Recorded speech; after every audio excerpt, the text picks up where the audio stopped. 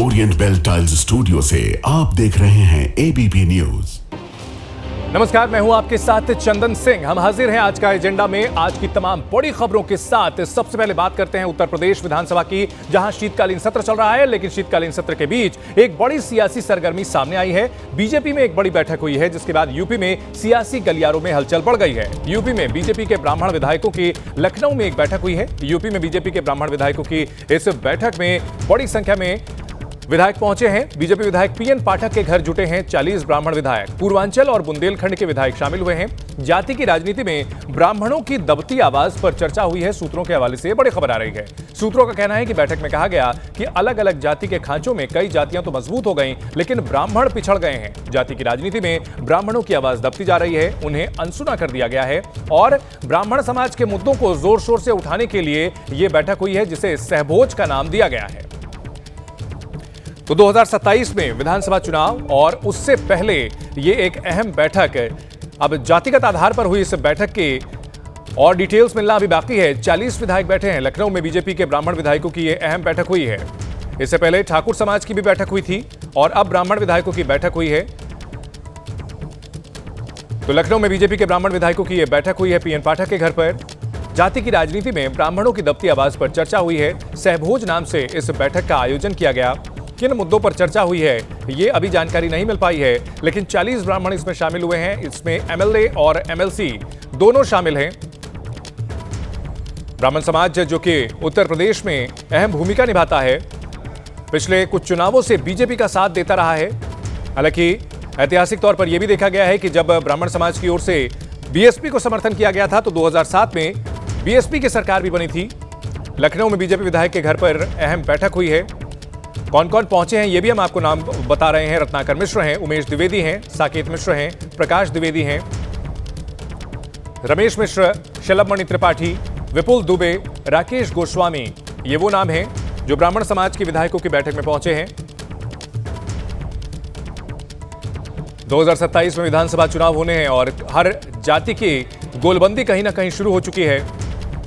प्रदेश में जहां अगर बात की जाए विपक्षी पार्टी पीडीए पर जोर देती है, अपर कास्ट के वोट की बात की जाए तो वो बड़े पैमाने पर बीजेपी को मिलता रहा है और उच्च जो समूह हैं उनकी बैठक हुई है। सुभाष त्रिपाठी इस बैठक में पहुंचे हैं। अनिल पराशर, कैलाशनाथ शुक्ला, प्रेम नारायण पांडे, ये वो विधायक हैं जो इन 40 लोगों में शुमार हैं। शलभमणि त्रिपाठी, ज्ञान तिवारी, सुनील दत्त द्विवेदी, विवेकानंद पांडे पीएन पाठक के घर हुई बैठक में पहुंचे हैं। सहभोज का नाम दिया गया। इस सहभोज में पहुंचने वाले कौन कौन से चेहरे रहे हैं वो हम आपको दिखा भी रहे हैं और नाम भी बता रहे हैं। अगर यूपी में कुल ब्राह्मण विधायकों की बात की जाए तो कुल 52 एमएलए हैं, जिनमें से अकेले बीजेपी के पास 46 विधायक हैं, यानी लगभग 90% विधायक ब्राह्मण सिर्फ बीजेपी के साथ हैं। माना जा सकता है कि बीजेपी को ब्राह्मण समाज का जबरदस्त सपोर्ट मिला रहा है। और इस बड़ी खबर पर हमारे सहयोगी विवेक हमारे साथ जुड़ चुके हैं। विवेक, ब्राह्मण समाज के विधायकों की इस बैठक का एजेंडा क्या था? सहभोज नाम तो दिया गया है।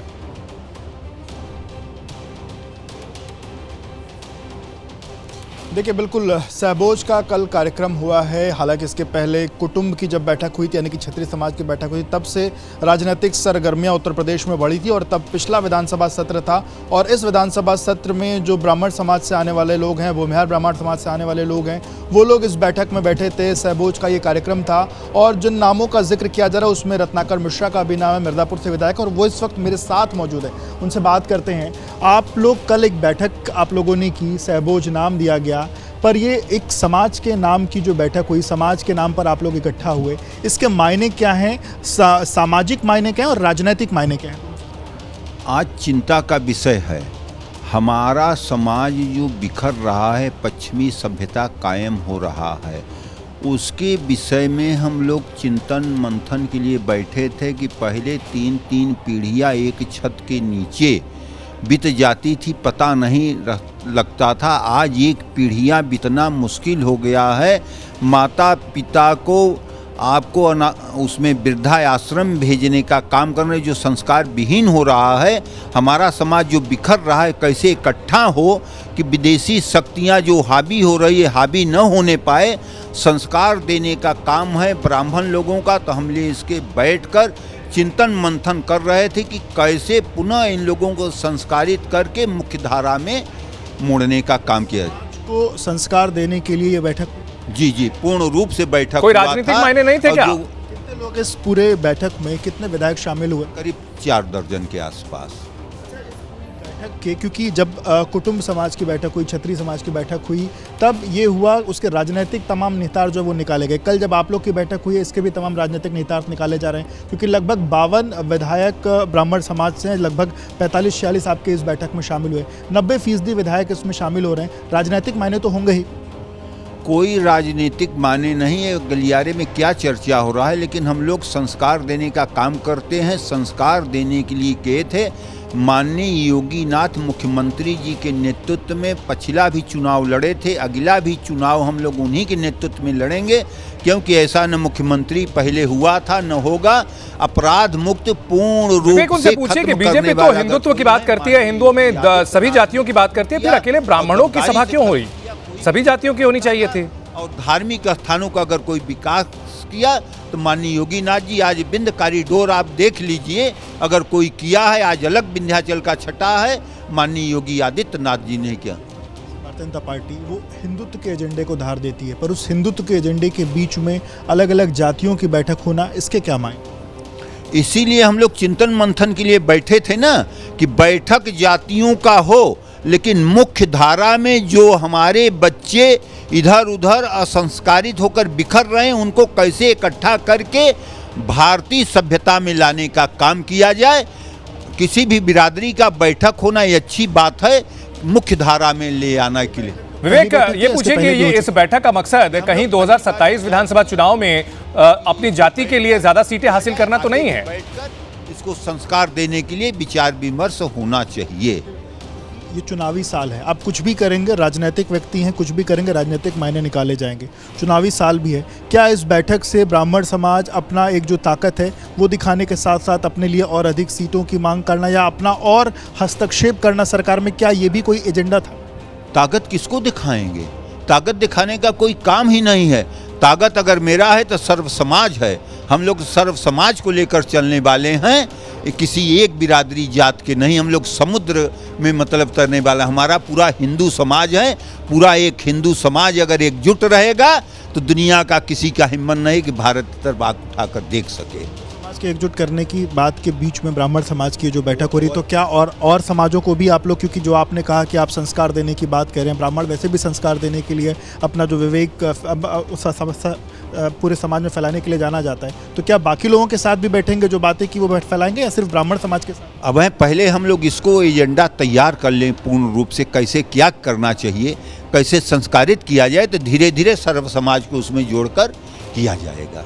और उसमें कुछ वीडियोस जो निकल के आए आप लोग की बैठक के, हालांकि पूरा वीडियो नहीं है, लेकिन कुछ उसमें परसेंटेज की बात निकल के सामने आई कि भाई 12% हम लोग हैं, लेकिन हमारा परसेंटेज कितना, इस तरीके की चीज़ें भी, क्या ऐसी भी कोई चर्चा हुई?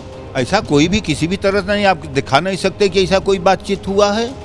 बातचीत केवल संस्कार के लिए है कि हमारा बिखरता समाज एक चिंता का विषय है। कहीं भी किसी भी समाज के किसी भी जात वर्ग का अगर मेरा बिखरेगा तो दर्द सरकार में और संगठन में उससे संतुष्ट हैं सभी नेता, सभी विधायक। होता है, कोई कहता है कि ये अच्छा हुआ, सारे लोग कहते हैं, चाहे जिस बिरादरी को, बहुत गलत हो रहा है। उस मौजूदा जो सरकार है, चाहे केंद्र की हो चाहे राज्य की हो, जो ब्राह्मण समाज को जो प्रतिनिधित्व मिल रहा है, क्या आप लोग की कल की इस बैठक में इसका कोई रहा? आप लोग क्या उस प्रतिनिधित्व से पूरी तरीके से संतुष्ट हैं? इसका किसी भी तरह से चर्चा ही नहीं हुआ, केवल समाज के बारे में हुआ चर्चा कि समाज को कैसे इकट्ठा करके हम लोग ताकतवर बने। संतुष्ट हैं? पूर्ण रूप से हैं, क्यों नहीं। योगी आदित्यनाथ जी के नेतृत्व में पूर्ण रूप से अपराध मुक्त है, इससे अच्छा क्या सरकार हो सकती है? कोई राजनीतिक मायने हम ना माने, कोई राजनीतिक माने इसको निकालने के चाहे जो निकालें, कोई जात क्या चाहते हैं, क्या निकाला जाए?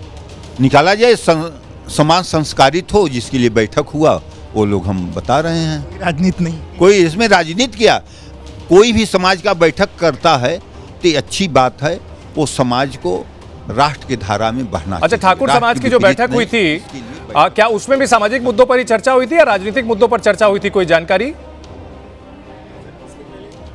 क्योंकि जो क्षत्रिय समाज की बैठक हुई, कुटुंब की बैठक हुई, उसमें भी तमाम अलग अलग कहानियां निकल के सामने और क्षत्रिय समाज को भी अपने एकजुट होने की बात जो है वो निकल के सामने आई थी। फिर अब आप लोग की बात, तो ये अलग अलग समाज जो बैठक कर रहे हैं, ये इसके मायने कैसे निकालेंगे? अब आज आप लोगों ने करी है, कल कोई और समाज भी बैठक करेगा, इसके कैसे?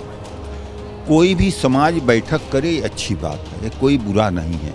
समाज का बैठक करके मुख्य धारा में, राष्ट्र धारा में ले आने का काम करना चाहिए। जो असंस्कारित हैं, सभी समाज के लोगों से मेरा भी आग्रह है कि अपने बच्चों को संस्कार देने का काम करें। जैसे कल हम लोग बैठक करके ये एजेंडा तैयार हुआ कि हम लोग अपने पीडीए की बात करते हैं और कहीं ना कहीं उसकी काट में बीजेपी भी ओबीसी को आगे बढ़ा रही है, दलित समाज को ज्यादा प्रतिनिधित्व दे रही है। कहीं ब्राह्मण समाज को ये तो डर नहीं है कि पीछे छूट जाएंगे? अखिलेश यादव जिस तरीके से पीडीए की बात करते हैं और अब उसकी काट में अभी देखा प्रदेश अध्यक्ष भी कुर्मी समाज से आए और तमाम चीज़ें हुई, ब्राह्मण समाज किस तरीके से अपना प्रतिनिधित्व मांग करता है और क्या चाहेगा? वो तो नकीला पीडीए है अखिलेश जी का। वो तो अगर देखा जाए परिवारवाद है, समाजवाद नहीं है। अगर समाजवाद देखा जाए तो भारतीय जनता पार्टी के अलावा किसी में नहीं है। सबका साथ, सबका विकास करते हुए इसमें कोई सोच नहीं सकता कि कौन राष्ट्रपति हो सकता है, कौन राष्ट्रीय अध्यक्ष हो सकता है, कौन प्रदेश अध्यक्ष, काम करने वाला व्यक्ति कुछ भी खुलकर बोलने को तैयार नहीं है। बीजेपी विधायक रत्नाकर मिश्रा से बात हुई और उनका यह दावा है कि ये जो कुछ बैठक हुई थी ये समाज को लेकर के हुई थी, इसके राजनीतिक मायने कोई नहीं निकाले जाने चाहिए। और ब्राह्मण समाज की जो ये बैठक हुई है जिसमें 40 विधायक पहुंचे हैं, इसमें समाज को आगे दिशा देने की, संस्कार देने की बातचीत की गई है। इन सबके बीच बढ़ते हैं अगली खबर की ओर। अब यूपी के बहुचर्चित उन्नाव रेप केस की बात करते हैं जिसमें पूर्व विधायक कुलदीप सिंह सेंगर को कोर्ट से जमानत मिली, लेकिन इसके बाद पीड़ित परिवार खौफजदा हो गया। दिल्ली में पीड़िता ने मां के साथ जमानत का विरोध करते हुए इंडिया गेट पर धरना दिया, लेकिन आधी रात मौके पर पहुंची पुलिस ने मां बेटी को जबरन उठा दिया है। तस्वीरें आप देख सकते हैं, रेप पीड़िता को जबरन हटाया गया है। कुलदीप सिंह सेंगर जिनके ऊपर दुष्कर्म का आरोप लगा था, आरोप साबित भी हुआ था, सजा हुई थी, विधायकी गई थी, और इन सब के बीच जब जमानत मिली है तो उसके बाद दुष्कर्म पीड़िता जो है वो अपनी मां के साथ धरने पर बैठी है और आधी रात को पुलिस ने धरने से किस तरह से उठाया है इन तस्वीरों में देख सकते हैं। सेंगर को जमानत पर एबीपी न्यूज से बोली पीड़िता, मेरे मन में आया कि आत्महत्या कर लूं, फैसले के खिलाफ हम सुप्रीम कोर्ट जाएंगे, मुझे भरोसा है कि सुप्रीम कोर्ट से न्याय मिलेगा। ये बड़ी खबर आ रही है। सेंगर को जमानत मिलने पर एबीपी न्यूज से पीड़िता ने कहा कि दिल कर रहा था कि खुदकुशी कर लूं। भाजपा के पूर्व विधायक कुलदीप सिंह सेंगर उन्नाव रेप मामले में उम्र कैद की सज़ा काट रहे थे, लेकिन दिल्ली हाईकोर्ट की तरफ से उनकी जो ये सज़ा है उस पर निलंबित कर दिया गया उसको, और साथ ही ज़मानत दे दी गई है। इस पर सीधा बातचीत करने के लिए हमारे साथ पीड़िता मौजूद हैं। कैसे देखती हैं आप? मेरा यही कहना है कि मैं उस जजमेंट से बहुत आहत में हूँ। मुझे बहुत दुख है कि ऐसे रेप के आरोपी को अगर बेल मिल जाती है तो हर बहन बेटी को कैसे न्याय मिलेगा? हर बहन बेटी का हौसला टूट जाएगा, क्योंकि इंसान रेप करेगा, रेप करके 5 साल बाद बाहर आ जाएगा, तो कैसा न्याय है? ये न्याय नहीं, अन्याय हुआ है हमारे साथ में। पहले तो मेरे परिवार की सुरक्षा हटाई गई, उसके बाद में मेरे पैरोकार, मेरे गवाहों की सुरक्षा हटाई गई। ये बहुत गलत हुआ है। ताकि ना तो मेरे पैरोकार, ना मेरे गवाह, कोई भी सेफ नहीं है, ना तो हम, ना मेरा परिवार। उनके लिए सीआरपीएफ की सुरक्षा, क्योंकि सुरक्षा के अकॉर्डिंग सुरक्षा भी मेरी सेफ नहीं है। उनको 5 जवान कुछ नहीं है, अगर उनको ख़त्म ही करना है तो कुछ भी करवा सकते हैं, कहीं से भी। भाई जांची तो होगी। अब रेप किया, जेल गए, उसके बाद उनको जमानत दे दी गई, तो जांच हुई, सब कुछ हुआ। उसके बाद में अब जब हम मर जाएंगे, परिवार मर जाएगा, सब, उनके भी तो बच्चे हैं, सीआरपीएफ के भी तो बच्चे हैं, उन्हें भी मार दिया जाएगा, तो कहाँ का न्याय है ये? जब द्वारा ये फैसला सुनाया गया तो उस वक्त आप क्या कोर्ट में? जी, हम कोर्ट में थे, हमें बहुत दुख हुआ। मुझे अंदर से लगा कि मैं अपने आप को सुसाइड कर लूं, लेकिन मैंने अपने नवजात बच्चों को सोचा और परिवार को सोचा, विकलांग सास हैं। अब समझ लो मेरे पति को नौकरी करना मुश्किल हो रहा है। अब हम कैसे आगे की लाइफ मेरी चलेगी? अगर वो दरिंदगा बाहर रहेगा तो कैसे मेरी आगे की लाइफ चलेगी, और कैसे हम लोग जिएंगे, कैसे हमारा परिवार चलेगा? हम तो बेरोजगार हो गए, कहीं के भी नहीं रह गए। अगला कदम मेरा ये कि हम सुप्रीम कोर्ट जाएंगे भी। 1 हफ्ते के लिए सुप्रीम कोर्ट ऑफ है। जैसे कोर्ट ओपन होती है हम कोर्ट जाके और मैं अपनी अपील करेंगे। मुझे पूरा भरोसा है सुप्रीम कोर्ट में कि मुझे न्याय देगा, क्योंकि सुप्रीम कोर्ट ने मुझे न्याय दिया, सुप्रीम कोर्ट ही मुझे न्याय देगा। वहीं सेंगर को जमानत पर एबीपी न्यूज से बोली पीड़िता की मां, पूरा परिवार डर में जी रहा है, सुप्रीम कोर्ट के आगे हाथ जोड़ते हैं, हमें न्याय दे। तो दिल्ली हाईकोर्ट से जमानत मिली है कुलदीप सेंगर को और इस मामले में पीड़िता और उसकी मां धरने पर बैठी और कहा कि हमें सुप्रीम कोर्ट से न्याय की उम्मीद है। पीड़िता की मां इस वक्त हमारे साथ मौजूद हैं। जी माता जी, आप क्या कहेंगे? सर, हम यही कहना चाहते हैं, मेरे पति को पीट के मार दिया गया, मेरी लड़की के साथ रेप हुआ, रेप करने के बाद मेरा 5 लोगों के एक्सीडेंट कराया, मेरी लड़की को, मेरी देवरानी को, मेरे देवरानी की बहन को करा के ख़त्म कर दिया। 3 लोगों को, केवल विक्टिम बची है, विक्टिम को, बाप को ख़त्म कर दिया, उसके चाचा को जेल में कर रखे, मेरी सिक्योरिटी भी हटा लिया।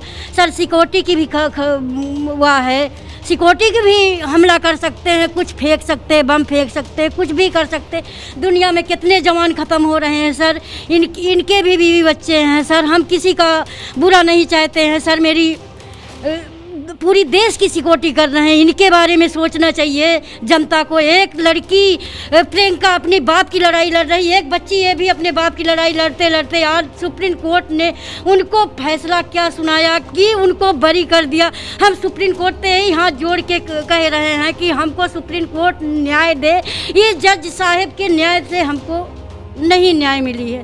हमको 30,000 कोर्ट धर्मेंद्र शर्मा जज ने हमको बोले थे तुमको न्याय मिलेगा मैडम, हमको न्याय नहीं मिला। सुप्रीम कोर्ट मेरा केस जहाँ टाइम पर हुआ था हमने सोचा था कि हमको न्याय मिलेगा सर, हमको न्याय नहीं मिला। हमको धर्मेंद्र शर्मा जज ने 30,000 पे सज़ा सुनाई, न्याय जीवन कारावास।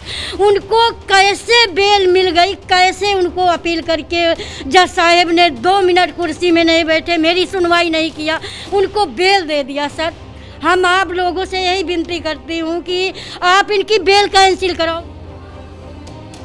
इस बड़ी खबर पर हमारे सहयोगी उज्जवल कुमार हमारे साथ जुड़ चुके हैं। उज्जवल, कुलदीप सेंगर जिस पर इतने गंभीर आरोप लगे हुए हैं, न सिर्फ दुष्कर्म के बल्कि हत्याओं के आरोप लगे हुए हैं और उसे जमानत मिल जा रही है और यहाँ जो दुष्कर्म पीड़िता है और उसकी मां है अपनी जान की गुहार लगा रही है, इंसाफ की गुहार लगा रही है। बिल्कुल, देखिए जिस तरीके से कल जो है वो दिल्ली हाई कोर्ट का ये फैसला आया, दिल्ली हाई कोर्ट की सब डिवीज़न की जो बेंच है उसने ये फैसला सुनाया। उसमें ये कहा गया कि जो निचली अदालत ने फैसला दिया था जो है वो पूरा उम्र कैद का, उसको जो है वो निलंबित कर दिया। उसके साथ ही जो है वो उनको कुलदीप सिंह सेंगर को ज़मानत दे दी गई। तो जब ये फैसला आया उस वक्त पीड़िता जो है, हमने उनसे बातचीत की तो पीड़िता का कहना था वो कोर्ट में थी। तो जब ये फैसला आया तो उनके मन में आया कि वो आत्महत्या कर लें। इस तरीके की बात जो है उन्होंने खास वो एबीपी न्यूज़ से कही है, क्योंकि जो ये फैसला आया है उससे काफ़ी ज़्यादा वो डर के माहौल में जी रहा पूरा उनका परिवार। उन्होंने बताया कि किस तरीके से पूरा परिवार जो है वो डर में है जब से ये फैसला सामने आया है। तो उन्होंने ये भी कहा कि वो सुप्रीम कोर्ट का दरवाज़ा खटखटाएंगे। अभी 1 हफ्ते के लिए सुप्रीम कोर्ट की जो है वो छुट्टियाँ हैं, सुप्रीम कोर्ट बंद है। जब 1 हफ्ते बाद सुप्रीम कोर्ट खुलेगा तो वहाँ का दरवाज़ा ज़रूर खटखटा जाएगा। उन्होंने बताया कि कैसे जो है वो उनको सिक्योरिटी मिली हुई है वो भी पूरी नहीं है, क्योंकि जिस तरीके से उन्होंने कुलदीप सिंह सेंगर पे आरोप लगाया कि जो उनके पिता को जो है उनको मारने का काम किया गया था, उसके साथ ही जो है उनके परिवार, उम्मीद यही की जाए उज्जवल कि सिर्फ कानूनी पहलुओं पर नहीं बल्कि इसमें इस केस से जुड़े हुए तमाम जो दूसरे पहलू हैं उन पर भी ध्यान अदालत निश्चित तौर पर देगी और इंसाफ मिलेगा दुष्कर्म पीड़िता को। बहुत शुक्रिया पूरी जानकारी के लिए। बढ़ते हैं अगली खबर की ओर। बीएमसी चुनाव को लेकर आज बड़ी हलचल है। करीब 20 साल बाद 2 भाई साथ आ रहे हैं। उद्धव और राज ठाकरे की पार्टी के बीच आज गठबंधन का ऐलान होने वाला है। दोपहर 12 बजे उद्धव ठाकरे और राज ठाकरे की प्रेस कॉन्फ्रेंस होगी जिसमें गठबंधन का ऐलान किया जाएगा। सूत्रों के हवाले से खबर है कि उद्धव की पार्टी 145 से 150 और राज ठाकरे की पार्टी एमएनएस 65 से 70 और शरद पवार की पार्टी 10 से 12 सीट पर बीएमसी पर चुनाव लड़ सकती है। बीएमसी पर शिवसेना का कब्जा लंबे समय से रहा है और कहीं ना कहीं मराठी मानुस की राजनीति में उद्धव और राज ठाकरे अगर एक साथ आते हैं तो उस मराठी मानुस के वोट बैंक के एक साथ रहने का अनुमान है, क्योंकि अब बीएमसी में कब्जे की लड़ाई है। कहीं ना कहीं ये ठाकरे ब्रदर्स के लिए ये अस्तित्व की लड़ाई है, क्योंकि हाल के चुनाव में जैसे दोनों को हार का सामना करना पड़ा है, बीएमसी चुनाव में अगर नतीजे पक्ष में नहीं आते हैं तो आगे अस्तित्व बचाना मुश्किल हो सकता है। लिहाजा उद्धव ठाकरे और राज ठाकरे अब साथ आ रहे हैं। 2006 से लेकर 2025 तक लगभग 2026 आ चुका है। 20 साल का समय लगभग गुजर चुका है। दोनों भाई शिवसेना पर कब्जे को लेकर के अलग हुए थे और 20 साल बाद एक साथ आने की अब तैयारी है।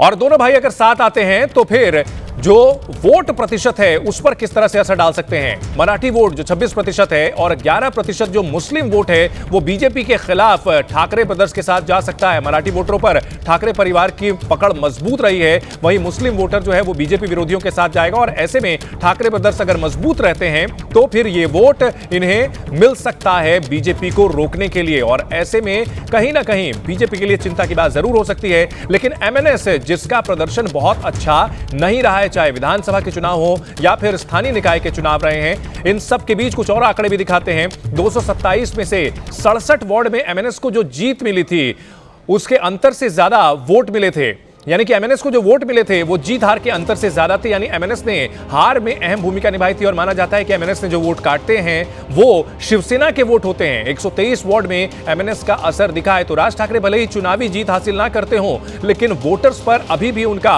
अच्छा खासा असर दिखता है, उनके अंदाज के सभी कायल हैं। और इस बड़ी खबर पर हमारी सहयोगी नम्रता हमारे साथ जुड़ चुकी है। नम्रता, दोनों भाई साथ आएंगे, लगभग 2 दशक का समय बीत चुका है जब दोनों अलग हुए थे और कहीं ना कहीं अब अस्तित्व का संकट है। अगर क्योंकि बीएमसी चुनाव में जो है हार मिलती है तो दोनों के लिए मुश्किलें और बढ़ सकती हैं।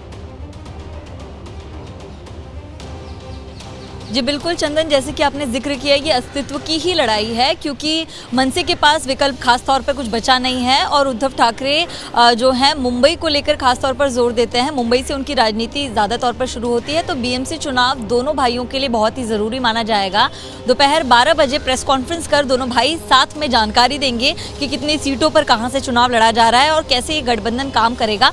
उसके ठीक पहले महाराष्ट्र में एक अलग तस्वीर दिखाने के लिए बाला साहेब ठाकरे के स्मृति स्थल पर दोनों भाई साथ पहुंचेंगे और वहां से फिर वर्ली में इनकी तरफ से प्रेस कॉन्फ्रेंस किया जाएगा। तो ऐसे में इनकी बीच बात जो है वो बन चुकी है और बीएमसी चुनाव के नामांकन की शुरुआत हो गई। तो आज घोषणा होने के बाद तुरंत जो है फॉर्म डिस्ट्रीब्यूट करके नामांकन की शुरुआत कर दी जाएगी। दूसरी तरफ महायुति जो है उन तमाम चीजों पर नजर रखे हुए है कि अगर ठाकरे भाई साथ आते तो उनको किस स्थिति में जाना है और कौन से इलाके में जो है शिवसेना यानी कि शिंदे। बिल्कुल बिल्कुल, उद्धव और राज ठाकरे एक साथ आ रहे हैं और कहा यह जा रहा था कि उद्धव और राज ठाकरे की पार्टी के साथ गठबंधन में शरद पवार की पार्टी एनसीपी शरद पवार भी शामिल रहेगी। लेकिन सूत्रों के हवाले से खबर है कि अभी शरद पवार की पार्टी शामिल होगी या नहीं, इसको लेकर सस्पेंस बना हुआ है। अभी तक शरद पवार ने गठबंधन में शामिल होने को लेकर सहमति नहीं जताई है। सूत्रों के मुताबिक शरद पवार की पार्टी गठबंधन में ज्यादा सीटें चाहती है, जबकि खबर यह है कि शरद पवार की पार्टी को 10 से 12 सीट देने पर ही उद्धव ठाकरे राजी हैं। सूत्र यह भी कह रहे हैं कि शरद पवार की कांग्रेस से भी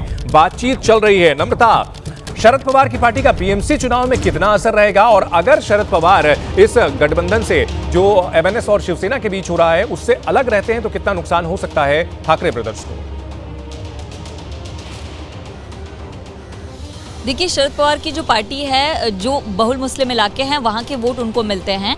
अगर वो महाविकास अघाड़ी से अलग होती है तो जो पूरा ये वोट है वो शरद पवार की तरफ ही जाएगा, उनकी पार्टी की तरफ जाएगा, क्योंकि शरद पवार की पार्टी और कांग्रेस के वोट जो हैं वो ऑलमोस्ट सिमिलर हैं। तो ऐसे में शरद पवार की जो पार्टी है वो दोनों से बातचीत कर रही है, ठाकरे बंधुओं से भी, कि आप हमको जो हमारे प्रमुख इलाके हैं वहाँ पर इतनी सीट्स मुहैया करवाई।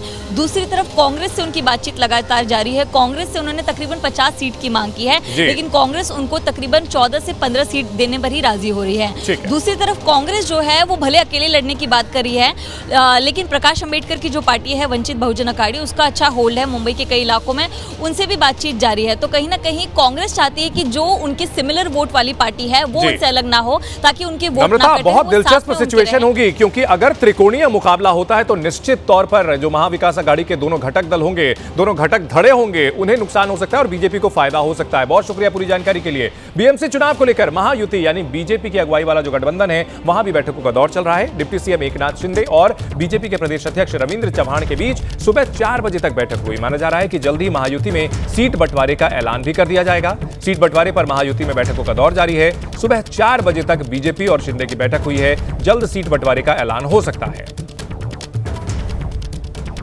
बड़ी खबर आ रही है बांग्लादेश से, जहां हिंदुओं पर अत्याचार का सिलसिला जारी है। बांग्लादेश के चटगांव में हिंदुओं के खिलाफ फिर से हिंसा भड़की है। चटगांव में कट्टरपंथियों ने हिंदुओं के कई घर जलाए हैं। लेखिका तस्लीमा नसरीन ने हिंसा का वीडियो साझा किया है। कुछ दिनों पहले युवक दीपू की जिंदा जला करके हत्या कर दी गई और इसके बावजूद अभी तक वहां पर हिंदुओं के खिलाफ अत्याचार रुकने का नाम नहीं ले रहा है। चटगांव में देखिए किस तरह से हिंदुओं के घर जलाए गए हैं। ये तस्वीरें तस्लीमा नसरीन ने साझा की हैं, जो कि बांग्लादेशी मूल की लेखिका हैं, लेकिन कट्टरपंथियों की वजह से उन्हें अपना देश छोड़ करके दूसरे देशों में रहना पड़ता है। लेकिन तस्लीमा बांग्लादेश की स्थिति सामने लाती रहती हैं और देखिए किस तरह से हिंदू परिवारों के घर जला दिए गए हैं। तो बांग्लादेश में राजनीतिक अस्थिरता के बीच लगातार हिंदुओं पर अत्याचार का सिलसिला जारी, और इस बड़ी खबर पर हमारे सहयोगी नीरज राजपूत हमारे साथ जुड़ चुके हैं। नीरज, यहां सवाल यह उठता है कि बांग्लादेश में कोई नई बात तो है नहीं, पिछले 1.5 साल से लगभग ये देखने को बार बार मिल रहा है कि वहां राजनीतिक अस्थिरता होती है और निशाना हिंदू बनते हैं, सिलसिला अभी भी जारी है। बिल्कुल चंदन, आपने बिल्कुल ठीक कहा कि जो अंतरिम सरकार बनी थी उसका ऐसा लगता था कि मोहम्मद यूनुस के नेतृत्व में कि वो बांग्लादेश में स्थिरता और शांति लेकर आएगी, लेकिन ऐसा लग नहीं रहा है। और ये जो मौजूदा जो हिंसा हो रही है, जिसको हम लोग देख रहे हैं कि जो हादी की हत्या के बाद जो घटनाएं सामने आ रही हैं, उसमें हिंदुओं को खासतौर से निशाना बनाया जा रहा है। हमने देखा दीपू दास की किस तरह से निर्मम हत्या की गई, और कल हमने देखा था कि उसके परिवार के सदस्यों से मिलने के लिए खुद यूनुस सरकार के मंत्री भी गए थे और आश्वासन भी दिया था कि न्याय दिलाया जाएगा। लेकिन इस सब के बावजूद जो अंतिम सरकार है, यूनुस सरकार है, वो हिंदुओं की रक्षा करने में, सुरक्षा करने में नाकाम साबित हुई है। और ये मौजूदा जो हिंसा हम लोग देख रहे हैं कि दीपू दास की हत्या के बाद चटगांव जो चट्टग्राम है, वहां पर भी हिंदुओं के घरों को जलाने की कोशिश की गई कट्टरपंथी मुस्लिमों द्वारा। तो नीरज, अगर पूरे इस मामले को देखा जाए तो जो मोहम्मद यूनुस है, अंतरिम सरकार के प्रमुख है, इनकी भूमिका संदिग्ध हो जाती है, क्योंकि वहां चुनाव होने वाले हैं और चुनाव से ऐन पहले वहां पर छात्र नेताओं की हत्या होती है, हिंसा भड़कती है, हिंदुओं को टारगेट किया जाता है। कुल मिलाकर के ये दिखाने की कोशिश कि वहां अभी हालात ठीक नहीं है चुनाव के लिए, कहीं ना कहीं संदिग्ध भूमिका है मोहम्मद यूनुस की। देखिए, बिल्कुल आप बिल्कुल ठीक कह रहे हैं कि जो ये मोहम्मद यूनुस है, लोगों को यही लगा था, पूरी दुनिया को ऐसा लगा था कि शांति पुरस्कार विजेता है, तो ऐसा लगता था कि वो बांग्लादेश में शांति लेकर आएंगे, लेकिन ऐसा लगता नहीं है।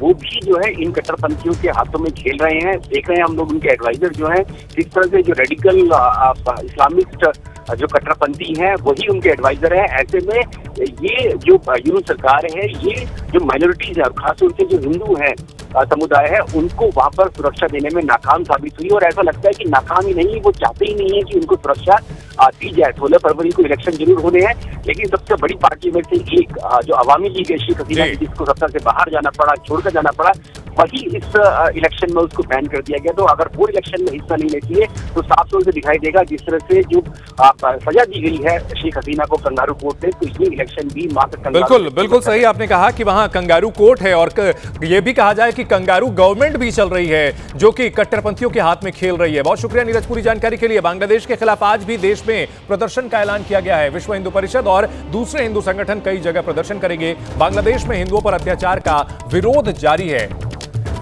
राजधानी दिल्ली समेत अलग अलग जगहों पर विरोध प्रदर्शन किया जा रहा है। बांग्लादेश में जिस तरह से हिंदुओं पर अत्याचार किया जा रहा है, जिस तरह से एक युवक को बिना किसी कसूर के बहाना बना करके ब्लास्फेमी का उसका कत्ल कर दिया गया और जिस बेरहमी से कत्ल करके बीच सड़क पर जिंदा जलाया गया, उसके बाद देश में अलग अलग जगहों पर विरोध प्रदर्शन हो रहा है। और ये देखिए, पश्चिम बंगाल में जो संगठन विरोध करने के लिए सड़क पर उतरे, उनके खिलाफ लाठीचार्ज भी किया गया है। विश्व हिंदू परिषद और हिंदू संगठन जगह जगह विरोध प्रदर्शन कर रहे हैं और जगहों पर भी विरोध करने का ऐलान किया है। और इन सब के बीच मुद्दा यह उठाया जा रहा है कि बांग्लादेश में हिंदू समुदाय के लोगों को टारगेट किया जा रहा है। जिस तरह युवक दीपू चंद्र दास की हत्या की गई, ब्लास्फेमी का आरोप लगाया गया, बाद में पुलिस की ओर से भी यह बताया गया कि ब्लास्फेमी जैसा कोई मामला नहीं था और कट्टरपंथियों ने उन्हें बिना किसी कसूर के कत्ल करके बीच सड़क पर जिंदा जला दिया था। और ये जो हत्याकांड था, इसको लेकर के अंतर्राष्ट्रीय समुदाय की जो चुप्पी है वो भी हैरान करने वाली है। दूसरे मुद्दों पर भारत को ज्ञान देने वाले जो अंतर्राष्ट्रीय समुदाय के संगठन हैं, जो देश हैं, मानवाधिकार पर भारत को लेक्चर देते हैं, लेकिन बांग्लादेश में एक हिंदू युवक को दिन दहाड़े जला दिया गया फांसी के पर लटका करके, और फिर भी अभी तक बांग्लादेश के खिलाफ ना तो कोई कार्रवाई की गई है, ना ही कोई कड़ा संदेश दिया गया है। और ऐसे में कट्टरपंथियों के हौसले बुलंद हैं। एक बार फिर से उन्होंने हिंदू समुदाय के घरों को निशाना बनाया है। चटगांव की तस्वीरें सामने आई हैं जो कि तस्लीमा ने इसे साझा किया है, और बांग्लादेश की तस्वीरें भी हम आपको दिखा रहे हैं और साथ ही साथ भारत में किस तरह से नाराजगी बढ़ रही है वो तस्वीरें भी दिखा रहे हैं। बांग्लादेश में अगस्त 2024 में वहां शेख हसीना सरकार को हटाया गया था और तथाकथित छात्र आंदोलन के जरिए उस सरकार को हटाया गया, और उसके बाद से ही एक तो अवामी लीग पर हमला किया जा रहा है, लेकिन साथ साथ हिंदू समुदाय को भी टारगेट किया जा रहा है। और भारत के विरोध के बाद बैकफुट पर है यूनुस सरकार। इस वक्त की बड़ी खबर आ रही है, भारत से रिश्ते सुधारने की कोशिश कर रहा है बांग्लादेश। भारत के साथ आर्थिक सहयोग बढ़ाने की पहल, लेकिन बांग्लादेश जो कि पिछले कुछ समय से लगातार भारत विरोधी सुर अपनाए हुए हैं, उसके रवैये पर कितना भरोसा किया जाए, ये बड़ा सवाल है। ये सही बात है कि बांग्लादेश हमारा पड़ोसी है, कभी भारत का हिस्सा रहा है और अच्छे संबंध भारत हमेशा चाहता रहा है, लेकिन सिर्फ आर्थिक सहयोग होगा और कूटनीतिक और राजनीतिक मंच पर भारत के खिलाफ बयानबाजी, ये स्वीकार नहीं किया जाना चाहिए। बढ़ते हैं अगली खबर की ओर। असम के कार्बी आंगलोंग में हिंसा, 2 लोगों की मौत हुई है। 38 पुलिसकर्मियों समेत 45 लोग घायल हुए हैं। घरों और दुकानों में आग लगाई गई है। 2 जिलों में इंटरनेट सेवा बंद की गई है। सीएम हिमंता बिस्वा शर्मा ने शांति बनाए रखने की लोगों से अपील की है। कार्बी आंगलोंग में हिंसा भड़की है। 38 पुलिसकर्मियों समेत 45 लोग घायल हुए हैं। घरों दुकानों को फूंक दिया गया है।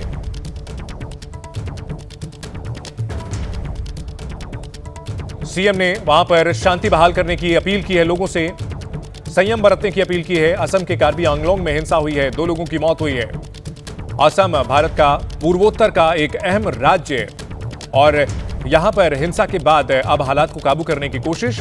कार्बी आंगलोंग में हिंसा के बाद कई वाहनों को फूंक दिया गया, कई पुलिसकर्मी घायल हुए हैं, लोग प्रदर्शन कर रहे हैं, इंटरनेट सेवाएं बंद की गई हैं। सीएम ने शांति बनाए रखने की अपील की है।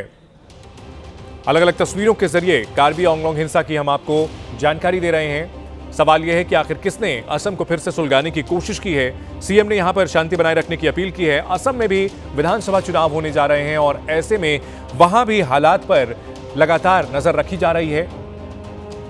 कार्बी आंगलोंग में हिंसा भड़की, सीएम हिमंता लगातार घुसपैठियों के ऊपर कड़ा रुख अपनाए हुए हैं।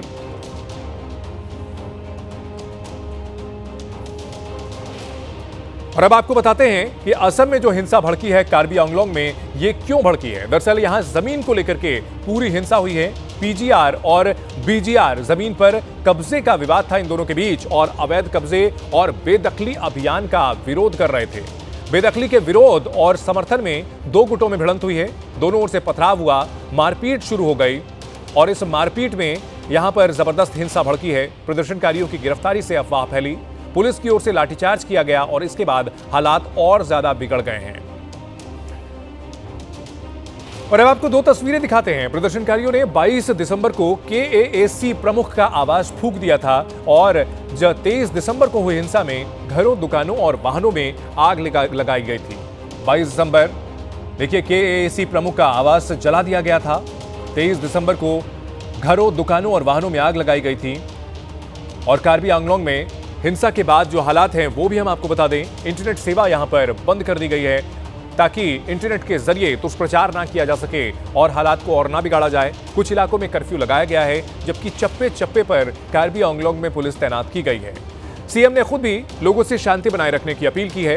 सोशल मीडिया पर नजर रखी जा रही है ताकि कोई भड़काऊ कंटेंट ना शेयर किया जाए। कार्बी आंगलोंग में जो हालात हैं उनको काबू में किया जा सके। असम के सीएम हिमंता बिस्वा शर्मा ने घुसपैठियों पर बड़ा बयान दिया है। कहा कि घुसपैठिए अगर 10% और बढ़े तो बांग्लादेश का हिस्सा बन जाएगा। असम में 40% आबादी बांग्लादेशी मूल की है, हिमंता बिस्वा शर्मा ने दावा किया। 5 साल से इस मुद्दे को उठा रहा हूं, हिमंता बिस्वा शर्मा का दावा। अगर घुसपैठिए 10% और बढ़ गए तो बांग्लादेश का हिस्सा बन जाएगा असम। আমি সকলোৱে দেখা পাইছোঁ যে বাংলাদেশত হিন্দু সকলৰ ওপৰত অত্যাচাৰ, জীৱনতে অগ্নিত নিক্ষেপ আৰু বাৰে বাৰে বাংলাদেশে উত্তৰ পূৰ্বাঞ্চলক নিজৰ অধীনলৈ লৈ যোৱাৰ বাবে তেওঁলোকৰ নেতাসকলে বা নতুন যিসকলে বৰ্তমান শাসনত আছে তেওঁলোকে বাৰে বাৰে উল্লেখ কৰি আছে। अगली खबर कनाडा से है, जहां पर हिंदू लड़की की हत्या से हड़कंप मचा है। टोरंटो में 30 साल की हिमांशी खुराना का मर्डर किया गया।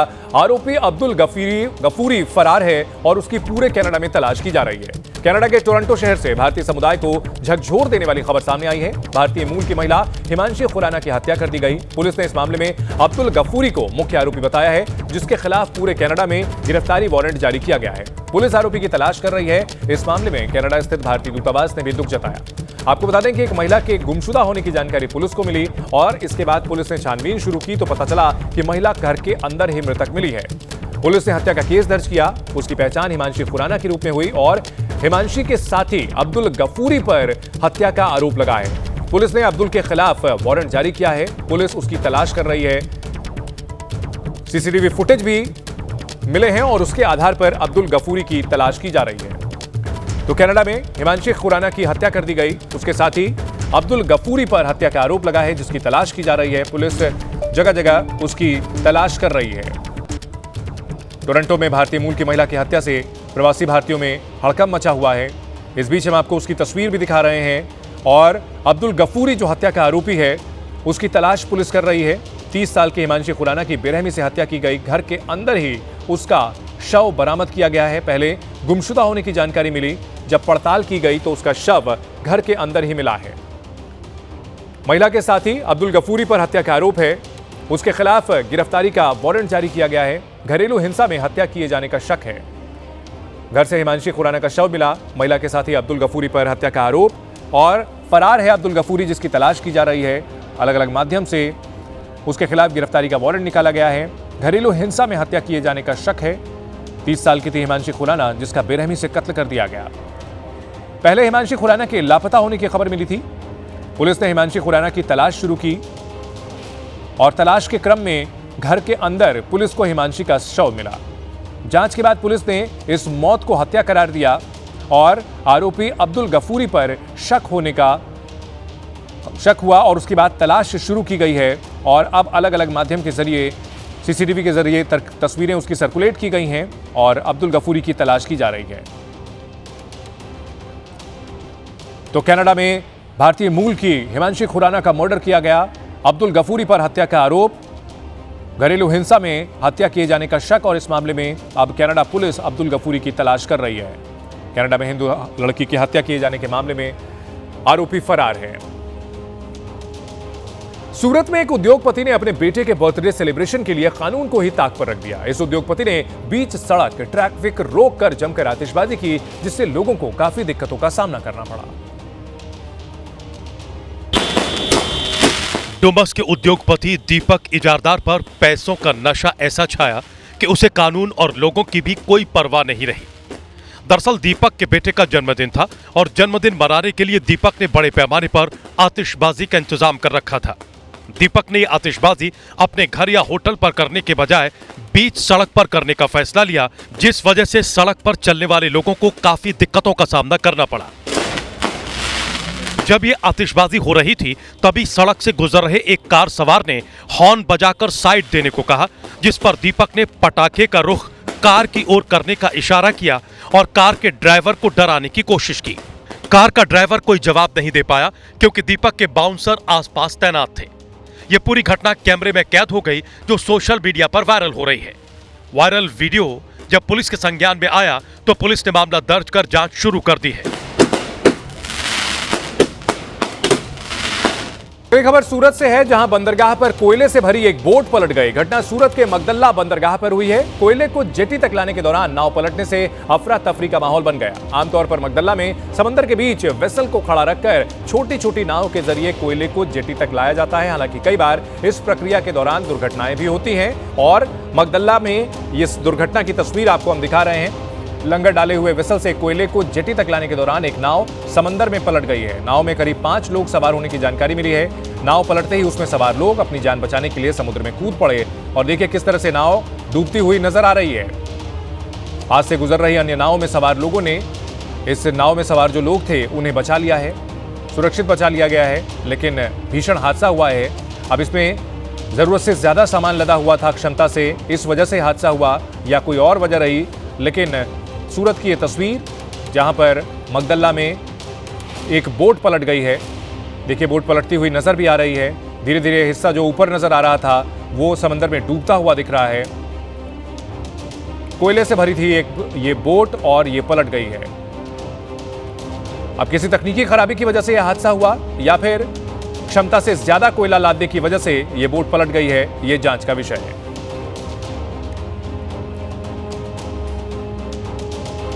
और बात करते हैं राजस्थान से आई खबर की, जहां जालौर जिले की 15 गांव की महिलाओं के लिए स्मार्टफोन के इस्तेमाल पर रोक लगा दी गई है। एक पंचायत में यह तुगलकी फरमान जारी किया गया, जिसका अब चौतरफा विरोध हो रहा है। समाज में बहू व बेटियों के पास कैमरा वाला मोबाइल नहीं रहेगा।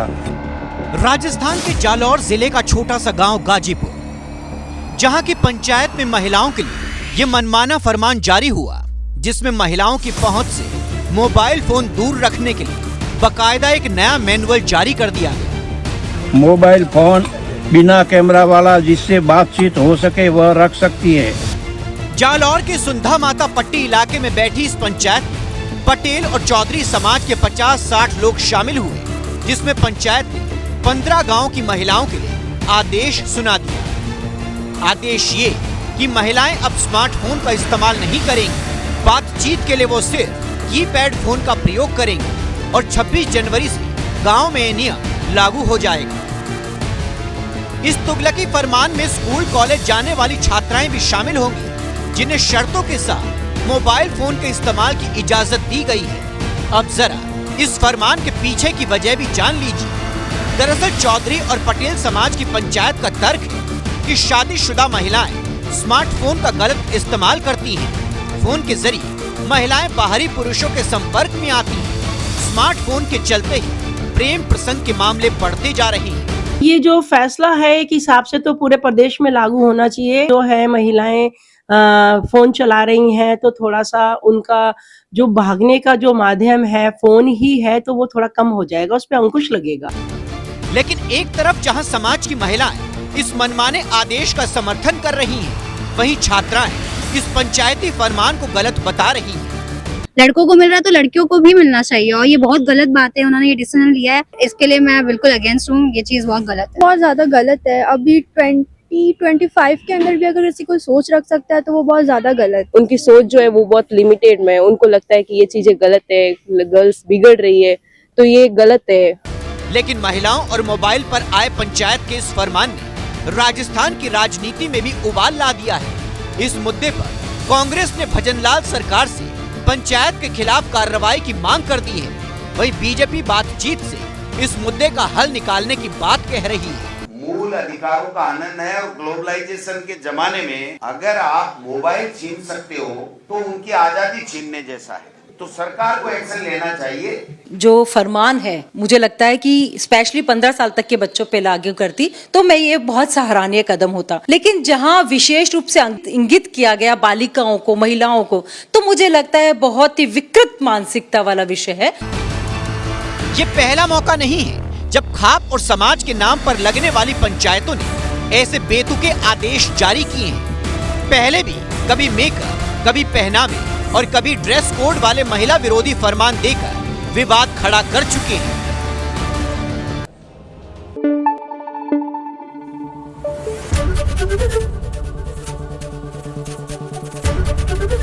एबीपी न्यूज आपको रखे आगे।